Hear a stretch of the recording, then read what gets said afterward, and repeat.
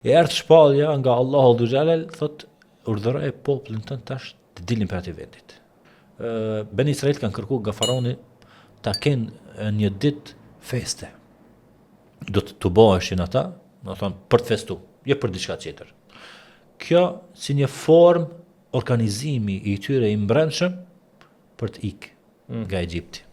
Shtëpit të mbesin të ndriqume, që fqinjët koptët mos të verive, se këtu po mungojnë tash numër i madh i fqinjve Ben Israelive, ndodhi diçka.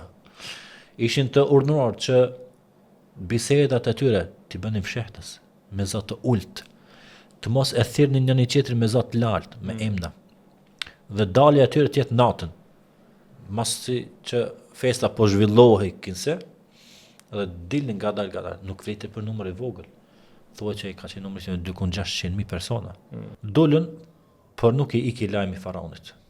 Edhe faraoni me të shpejt mlodhi numër më të madh të ushtrisë sa kishte mundësi. Thuaj dikon ka qenë 1.600.000 ushtar. Edhe ju shkon mbrapa, sa që Musai me popullin e tij tash po përfundojnë pranë një deti, detin e Kuq.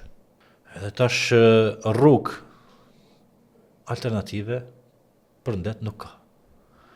Knejna po vërrehej kuajt me traume të madhe, me të vrapume të madhe, duke u afru në zhurma e ushtrisë madhe, 1 milion e tepër.